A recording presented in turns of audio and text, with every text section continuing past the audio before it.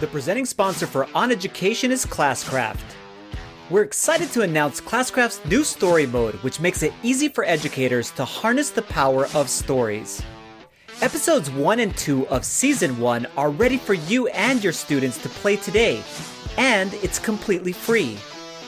To learn more about Classcraft and the new story mode, simply visit classcraft.com/oneducation. I love Taylor Swift. Seriously.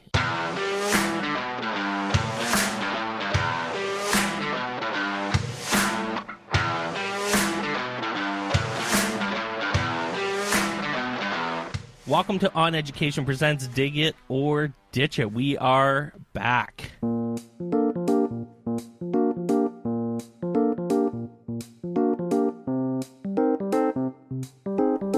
So, dig it or ditch it. It's a circus for your ears, friends. and we're here with our friends with Noah Geisel, the Justin Timberlake of OnEducation. Welcome, buddy. How's it going? Fantastic. So good to be back here. First time of the 1920 school year. Happy fall semester to you guys. Giddy up. So we have Excited. topics. This is the way it goes. We have topics. We don't necessarily know what they are. Noah's throwing them at us, and we are delivering hot or at the very least mediocre takes on them, and we'll see how it goes. We're out of practice a little bit because we missed July and we had technical difficulties in August. So here we are at the end of August, and we're ready to unleash fury on podcasting. So let's do it. All right, we're going to start with the Fury first. That you just made me switch up order there, Mike, with the Fury request. So, Fantastic. fellas, email, dig it or ditch it. Ooh. You want to go first, Mike? I'm fine with email. Listen, I know Noah has troubles with email firsthand. Noah struggles with email. I actually don't. My inbox is 0 on almost all of my You're one of multiple those inboxes. guys. Yeah, man, I'm pretty good. Show off. Yes, I'm showing off. I'm pretty fine with email. It's not my preferred form of communication, but I do get probably about 100 emails a day, and I deal with it. I guess I do find it extremely annoying, Noah. I have 1,300 emails sitting in my inbox, so that would drive Mike nuts. God knows how many of them are from over a year old, and that's only in my school email. My personal email probably has about 8,000 emails that are just sit there, and so not very good with the old email as far as keeping it nice and organized and tidy. I should actually make that as one of my goals, but I always get distracted by something else. I find that it's a necessary evil as far as for the job. It's basically the way that we communicate within our school district. There are text messages and those kinds of things, but that feels a little bit more like it's an urgent matter. If you get a text message from one of your colleagues to help with something, and then email is kind of like everything else. So it's the necessary evil of basically participating in civilization, but I'm not really liking it or anything. Yes. He gets calendar invites from me that he doesn't reply to. I know. So. That pisses Mike off so much. There's these calendar invites and I don't say yes to them. It's for the episodes. Well, I feel like we're in danger of starting off Dig It or Ditch It with some highly warm takes here. Yes. So I'm going to come in hot with a hardcore ditch on email. I am just over email. We have to do better, I think. And, that sort of leads into my next Dig It or Ditches. A lot of us at the start of the school year are really going to be diving into digital citizenship and best practices. An essential part of email is passwords, right? And so, just the notion of a alphanumeric password in 2019, dig it or ditch it? I think it's essential that you have an alphanumeric password. And actually, I wish there was a better way of, and I'm sure there is, and maybe Mike actually has a good suggestion for this, of being able to develop a series of passwords. I know that there are actually some apps where it starts creating and housing all of your passwords with just one other password.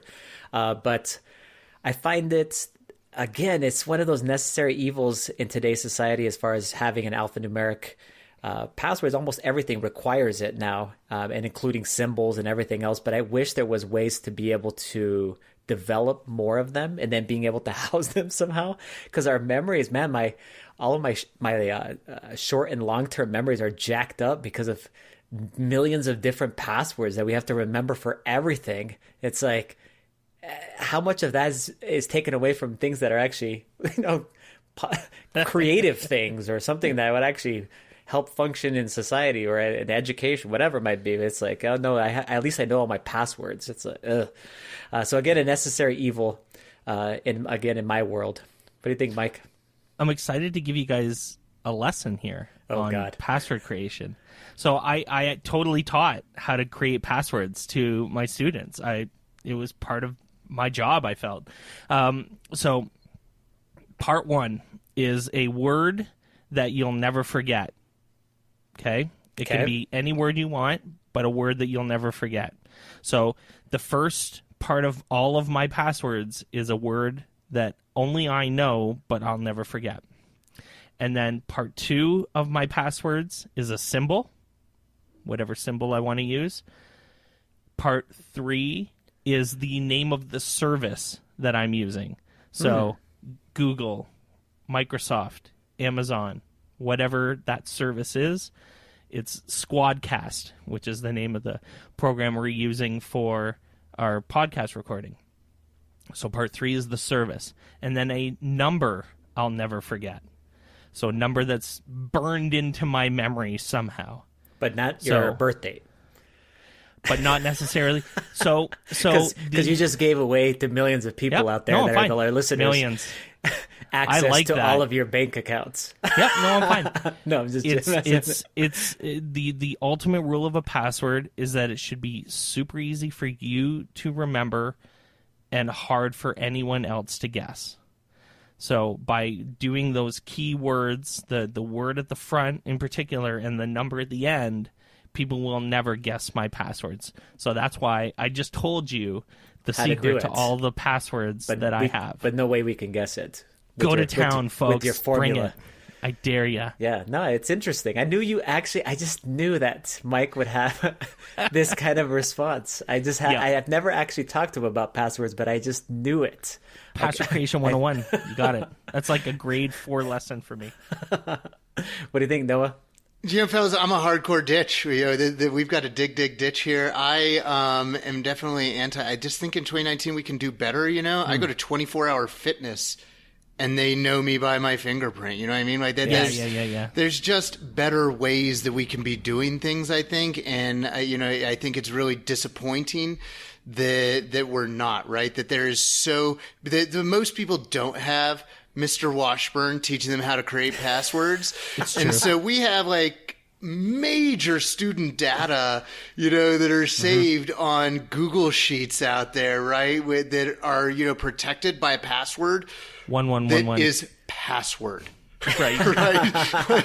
like we need to protect. I think there's a need out there for the technology companies to help protect us from ourselves by doing better. I think, and so I'm a hardcore ditch on that one.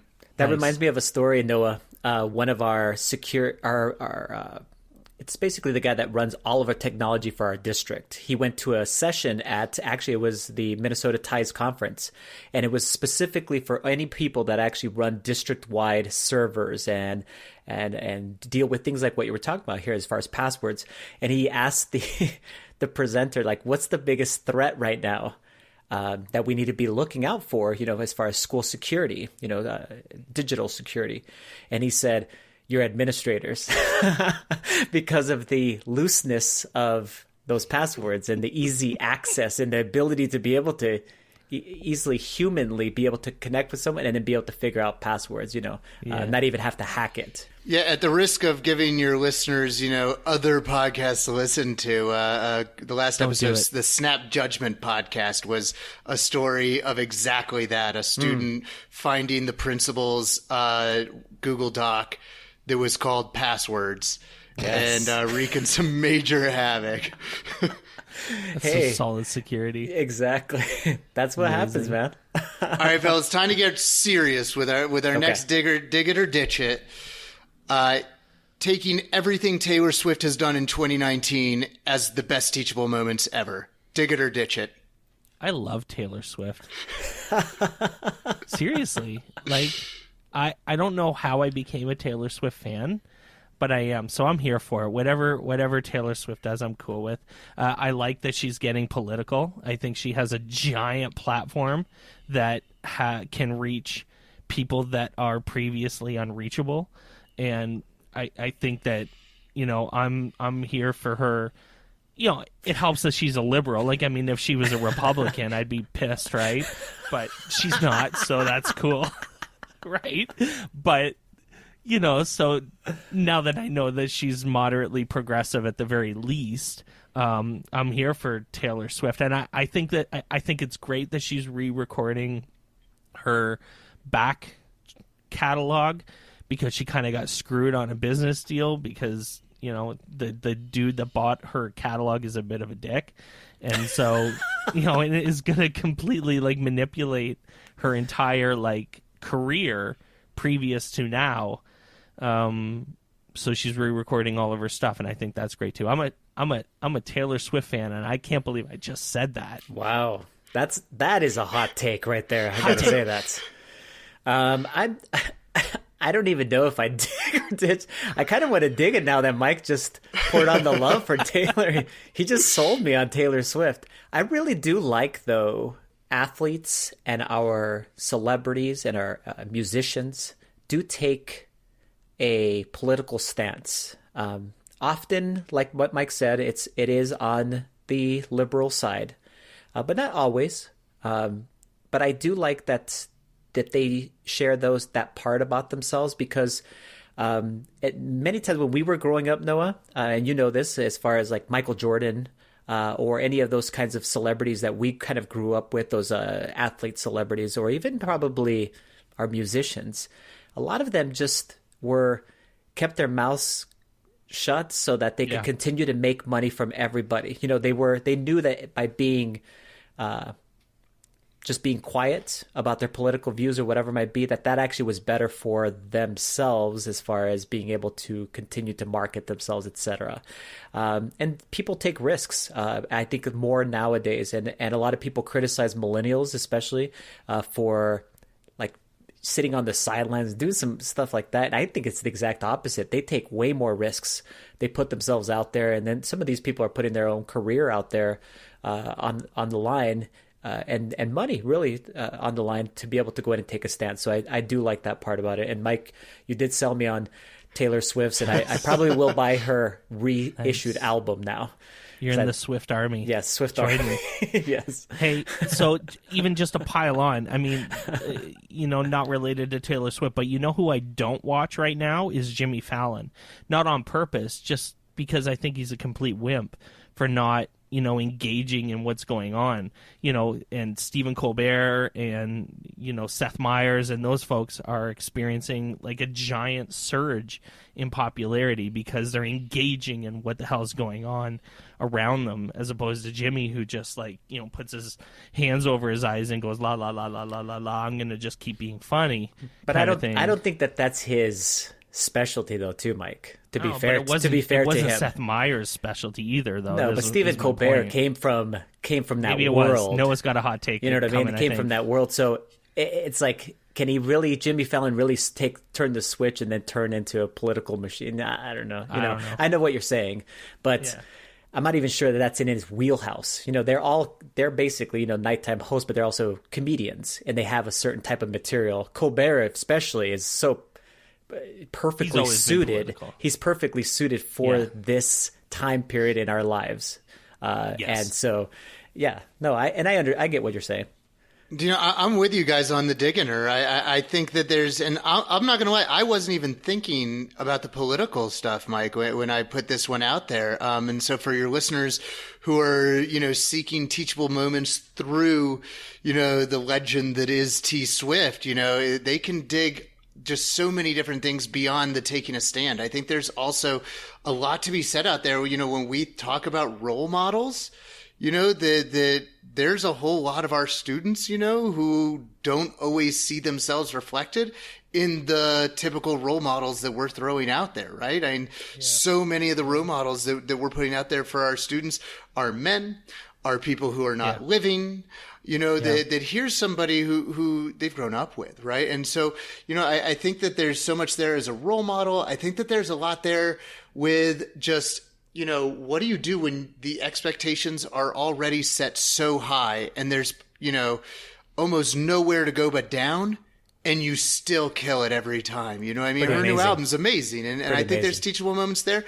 And I also think just for us as teachers, she is like a teacher.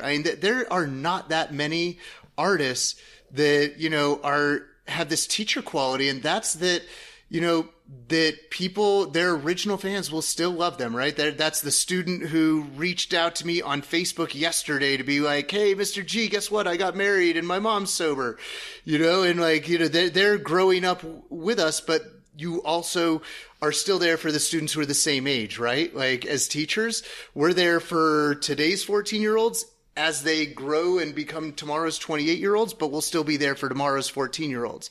And I think that Taylor Swift is a great example of somebody who's doing that, and I don't think there's a lot of artists who are able to both age with their base and remain there for the next generation as well. Love it. Love it.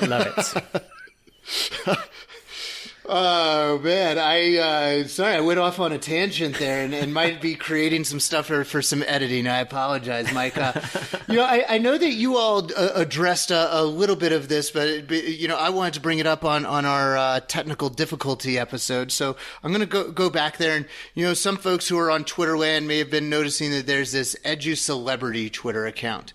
And, I think that there's a lot of folks who have strong pro feelings, strong anti feelings. I think there's a lot of people who on both those camps who are paying attention.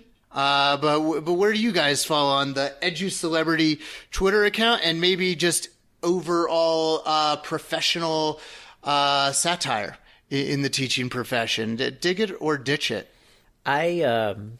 We kind of talked about Edu Celebrity. If you haven't gone onto Twitter, you'll want to check it out. I think some of the stuff is hilarious, and some of it feels like whoever's doing this is trying real hard and not quite there, So some of it there, like I think they have some different points that are good, though. I think it has started because of this kind of anti-celebrity status on Twitter, going and speaking and presenting at conferences, and this kind of movement that's happening out there. Actually, anti-people moving away from education or ending up getting a career as a speaker or as a person who gives professional development in their as their profession. And moving away from the classroom and then basically stating that, well, they couldn't hack it in the classroom, so now they're doing this other thing. And it's you hear that. I hear that, quite often on Twitter, and it just felt like it was ramping up massively. And then there was some specific attacks, I thought, and I felt like it was attacks because there was like some, not just, I think, unprofessional kind of digs. Especially at people related to, I thought, the Dave Burgess kind of family. Anybody that's related to the Pirates, had a book basically published by that company. And kind of this movement against it. And Mike and I had discussed, and I continue to say this, the messages that these books and these people are giving us at conferences or within their books and whatever it might be are really super positive messages on a variety of different topics. If you don't like the specific things, then you don't have to buy any of this stuff. They're not selling it to you. But obviously there's some success happening there. And they continue to be able to go ahead and put out more voices and more often as far as this company. And it's not just that company. It's all kinds of things. So really, it's kind of a weird thing that we'd be jealous at our own fellow teachers who have made a success out of not only being a teacher, but sharing their messages, and then now having a career started where they get to share those things and then be able to build other people up. So it's so strange to me that people then turn into this kind of attack mode. The Edge of Celebrity account is funny because some of the stuff is funny, especially with being involved in professional development now, as I am within my school district, because some of the stuff, it's a parody of some stuff that does happen, and we know we need to change some things. But really, the overall toxicity, I was telling Mike that I can't get behind it. I don't know what's going on there and why people are deciding to basically kind of us go against each other. I'm fine with ditching the accounts. Like, if we're looking for like a dig it or ditch it, I'm fine with ditching it. But like all forms of kind of parody or even stereotypes, stereotypes are stereotypes because sometimes they're true, and parodies are like these parody accounts, like Glenn said, are some of them are accurate kind of representations of some of the nonsense that's going on in Twitter. And it's funny because I said it. I don't know where the conversation happened. I feel like we were at USM Spark in Milwaukee, and I said to someone, and I think Glenn was there, but I said, you could probably pile up 10 or so of these kind of education books that have come out, and if you looked through them, you could find a similar kind of paraphrased sentence in every single one of them that was similar. So we're getting into a bit of an echo chamber in terms of the things that are said in some of these books. So I get that what the broad point of some of these accounts is trying to make is that we're in our own little world, in our own little echo chamber, and some of these edu Twitter people that have and we're talking like hundreds of thousands of followers are in is a little bit weird. But I also agree with Glenn in that these people are doing a lot of good, and we know a lot of these people. All three of us, to be honest, are in pictures with some of the people that these accounts are targeting. We're hanging out, we're having dinner with some of the people that these accounts are targeting. We're friends with some of the people that these accounts are targeting. And these people are good people with amazing hearts and a ton of passion for what they do and how they do it. And they were teachers. That's the whole yes, thing. It's like 100%. That's what people forget, that they were like, yeah, they were only a teacher. It's like, no, they were an educator. Right. They were in a classroom.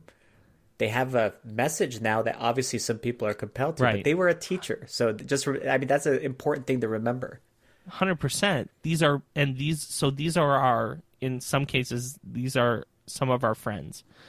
And I'm not going to let, or at least sit by and let people slag on these people without knowing anything about them and why they do what they do and how they do what they do. Some of the attacks that I saw specifically were so friggin' ridiculous that I couldn't even, I was losing it and biting my tongue. Glenn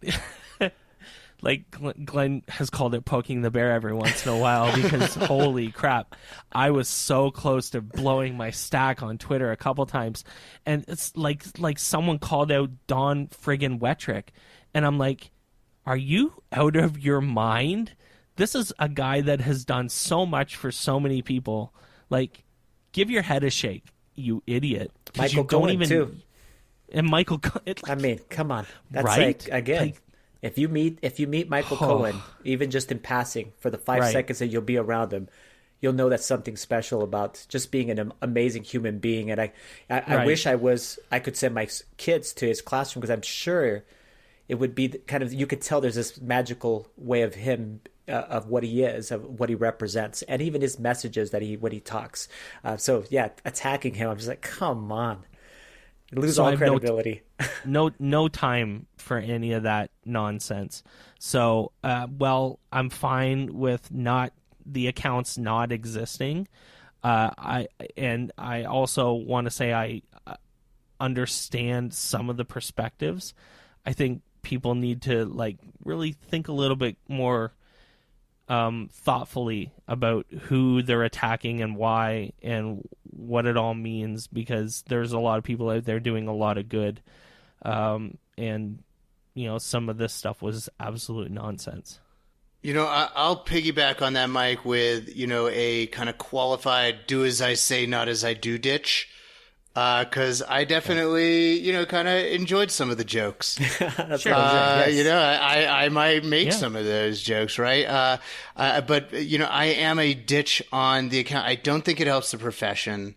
I don't think it productively takes us to a place of addressing the underlying concerns around, where I think that sort of kind of pushback is coming from on that Edu Celebrity. And frankly, I'm a dig on Edu Celebrity. I think it is good for the profession that we have, Ron Clark on Oprah, right? That we have teachers who are being featured all over the country and being elevated, because them being elevated elevates all the rest of us. Absolutely. And, are there going to be instances of folks of, where you may kind of be dubious of their merit to be the messengers of their message? Sure. You know what I mean? I had that this afternoon in my class. Do I even deserve to be teaching this today? You kids deserve better, right? But, I think that it's dangerous when we generalize. I think that we, I think that we're probably not being honest brokers and being truthful to ourselves if we think we're being more helpful than hindering education when we kind of buy into the toxicity. And, I also think that there's a side to it that we don't see. Just a quick story that I hadn't planned on sharing, but just came to my mind is, I recently saw a few months back actually where an Edu Celebrity kind of got piled on for something that they'd said that was very platitudey and they might have deserved to have some pushback, but the piling on very quickly, got personal, and there was a door that had been open for them. And they chose not to walk through that door to have this conversation about something that I saw as being really important, and them having this major, huge platform for them to take the invitation, walk through that door, I thought would be hugely instructive for tens of thousands of people and, change the world type stuff. And so I sent them a direct message and I said, hey, I think it's a bummer how you got treated there. And I saw an invitation, even if it's not to converse with them, just to explore the idea, and rethink what you were doing and maybe revisit that. And what I found was they weren't even ready to even think about that, because they were in such a kind of hurt place with what they then went on to share with me in their response, saying, look, I'm in therapy over this. Yeah. My family has had to, unfollow me so they don't see the stuff that's being thrown at me in their feeds because they're scared and bothered by this. And just these little things that for us just look like, scoring points kind of takedown culture are actually, to Mike's point, really toxic and causing damage, beyond just the field of education, just to humanity that, here's this person who would have this amazing platform to publicly go on this journey and make a difference as a result, that they're not even in a place where they can comprehend doing that journey, because they're just in a place of feeling safe and, figuring out how to sleep again at night. Yeah. And that's damage control. Yeah. And again, not only are we educators, but remember that we're all people, and it's really easy, to get behind our social media platforms and really just start throwing out the venom. Because I tell you what, it's a hell of a lot harder to go to someone's face and go tell them that exact same thing. And especially once you actually get to know people. And that's really what our biggest problem is, Noah, I think, is that, we live in these social circles, but a lot of times we really don't get to know each other. We don't really take the time to try to get to know each other before we start just forming opinions, and then really just start throwing out negativity. It's a hell of a lot harder to get to know somebody and then be able to have a discussion. As Mike says, you don't have to agree on everything. Mike and I don't agree on a hell of a lot of stuff. And that doesn't mean that I'm going to go and throw out like venom at stuff and whatever it might be, because I've gotten to know Mike. I know that though we may not agree on everything, that doesn't matter as far as being humans, as far as and being able to have discussions and being able to argue about stuff, but then come back and be like, hey, we're all friends, and we're all, in this case, we share a profession. We're all educators. We all share a passion. What's our passion? We all want to educate kids, like, to the best of our abilities. And there's a lot of people on the outside of education. That's what my thing all the time when I talk to people or whenever I have a platform to be able to remember that there's this other world outside of education, and there's a bunch of people that really want to put us down for a variety of different reasons, most of them being political, most of them having to do with money and a variety of other things. But a lot of them want to bury us, and this just gives you more ammo for those kinds of things. Why would we give them more ammo within our own profession? So big time topic that Mike and I always want to support teachers. We want to do that. And hell, that's great that these people are going on Oprah and on the Ellen show and all of these things, because they represent all of us, which is amazing. I think that's an amazing thing.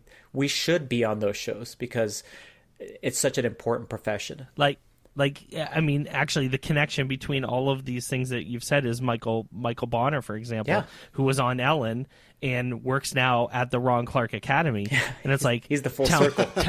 Tell me that Michael Bonner is a bad teacher and not like, holy crap, this guy is the real deal in every single friggin' way.